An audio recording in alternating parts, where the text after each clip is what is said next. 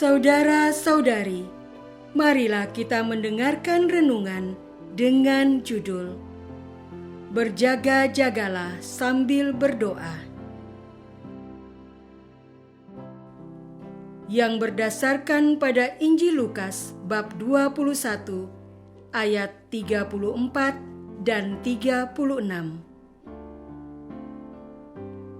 Jagalah dirimu, supaya hatimu jangan syarat oleh pesta pora, kemabukan, dan kepentingan-kepentingan duniawi. Berjaga-jagalah senantiasa sambil berdoa, supaya kamu peroleh kekuatan untuk luput dari semua yang akan terjadi itu, dan supaya kamu tahan berdiri di hadapan Anak Manusia. Dalam nama Bapa dan Putra dan Roh Kudus. Amin. Saudara-saudari terkasih dalam nama Tuhan Yesus Kristus, setelah menyampaikan perumpamaan pohon ara mengenai kerajaan Allah sudah dekat, Yesus memberikan nasihat kepada para murid-Nya. Yesus berkata, "Jagalah dirimu, supaya hatimu jangan syarat oleh pesta pora, kemabukan, dan kepentingan-kepentingan duniawi, agar hari Tuhan tidak jatuh tiba-tiba ke arahmu seperti suatu jerat, sebab hari Tuhan akan menimpa semua penduduk bumi ini. Berjaga-jagalah senantiasa sambil berdoa, supaya kamu peroleh kekuatan untuk luput dari semua yang akan terjadi itu, dan supaya kamu tahan berdiri di hadapan Anak Manusia." Bagaimana respon batin kita mendengarkan nasihat dari Yesus tersebut? Adakah kita merasa dialiri energi, lalu termotivasi dan bersemangat untuk melakukannya? Ataukah kita merasa bosan dan malas, maupun sudah lelah terlebih dahulu, sehingga merasa berat untuk melaksanakannya? Saudara-saudari terkasih, reaksi batin yang semangat menunjukkan persepsi kita positif terhadap nasihat berjaga-jaga. Kita mungkin setuju dengan nasihat itu karena pernah mengalami manfaatnya, atau kita dekat dan menaruh hormat kepada Yesus, sehingga apapun yang dikatakannya langsung kita terima dengan sepenuh hati.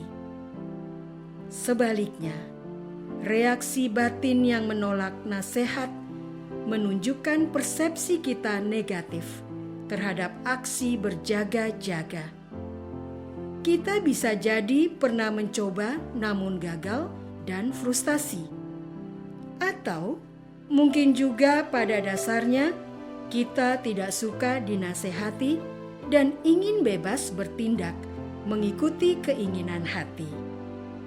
Pada saat kita menolak sesuatu, otak kita menempatkan sesuatu itu sebagai ancaman bahaya. Otak langsung mencari cara untuk mengatasi ancaman yang dirasakan.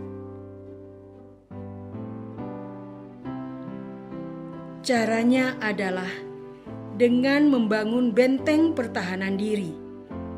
Ada berbagai macam modelnya, antara lain menyangkal, mencari alasan pembenaran, atau berusaha menemukan jalan tengah. Misalnya, tidak suka nasihat berjaga-jaga, lalu mensugesti dan memaksakan diri untuk bisa menyukai dan mengikutinya. Saudara-saudari terkasih, Yesus menasihati kita untuk berjaga-jaga sambil berdoa. Pada saat kita sadar akan reaksi batin penolakan, maupun refleksi membangun benteng pertahanan diri, baiklah kita mencari tempat dan menyediakan waktu untuk sejenak berdoa. Dalam doa, kita bisa menyatakan secara terus terang bagaimana reaksi batin kita. Misalnya, Tuhan Yesus, saya tahu Engkau menasihatiku untuk berjaga-jaga sambil berdoa. Oleh karena itulah aku menghadap kepadamu sekarang untuk menyampaikan bahwa barusan ini aku menemukan reaksi penolakan diriku terhadap nasihatmu untuk berjaga-jaga. Aku merasa tidak suka, karena itu tidak enak, membatasiku untuk bisa bersenang-senang. Hidup jadi terkungkung dan tidak lepas bebas. Lagi pula, aku benci dengan orang-orang yang disiplin mematuhi norma di depan umum, namun di belakangnya atau di dalam hatinya menyimpan kebusukan yang mereka tutupi karena tidak ingin dinilai buruk. Maka disinilah aku, Tuhan, datang menyatakan ketidaksukaanku untuk mengikuti nasihat-Mu. Meski jauh di dalam lubuk hati, ada kerinduan halus untuk bisa mengikuti nasihat-Mu. Kuserahkan batinku kepadamu. Tolonglah aku. Saudara-saudari terkasih, di saat berjaga-jaga sambil berdoa, kita merasakan kelegaan karena sudah berani menjadi diri sendiri dan terbuka mengakuinya sebagaimana adanya. Pertentangan batin antara kenyataan dengan harapan ideal pun berhenti. Batin kita tidak lagi terbelah dua, melainkan satu utuh dalam berserah diri sebagaimana yang ada. Kita pun luput dari peperangan batin. Sebaliknya, batin kita netral dan damai. Dalam kondisi tersebut, Roh Kudus datang menggerakkan hati nurani kita. Ketidaksukaan kita menguap. Pelan-pelan kita tergerak hati secara halus untuk mengikuti nasihat atau menerima sesuatu yang sebelumnya kita tolak. Manfaat berjaga-jaga sambil berdoa seperti ini ditegaskan juga oleh Yesus.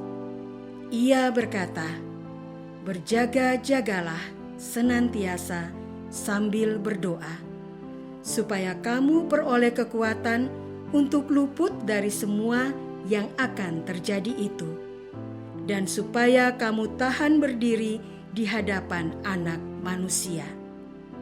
Berjaga-jaga sambil berdoa membantu kita tahan memanggul salib kita. Maukah saya mengikuti nasihat Yesus untuk senantiasa berjaga-jaga sambil berdoa? Marilah kita berdoa. Tuhan Yesus, terima kasih atas nasihat-Mu dan kesempatan untuk mempelajarinya pada momen ini. Kami sadar masih seringkali menggunakan kekuatan sendiri dengan membangun benteng pertahanan diri.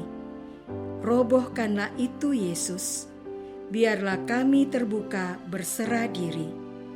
Ajarilah kami untuk tekun mengikuti nasihat-Mu hari ini. Kami mau dan siap sedia untuk senantiasa berjaga-jaga sambil berdoa. Amin.